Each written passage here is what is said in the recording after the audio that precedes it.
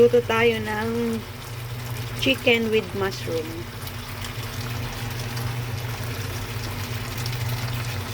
Ang ingredients ay syempre chicken, mushroom, lagyan ng konting sibuyas, soy sauce, konting suka, yan, saka bell pepper.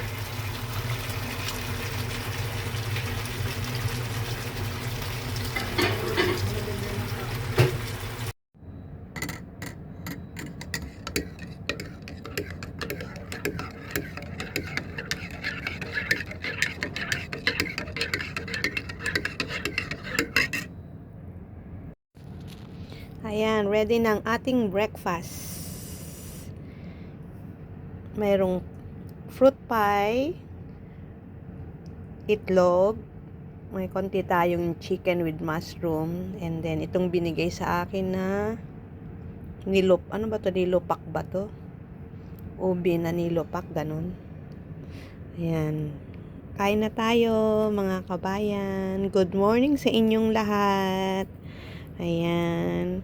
Ganito ang ating almusal. Okay. Kain muna tayo.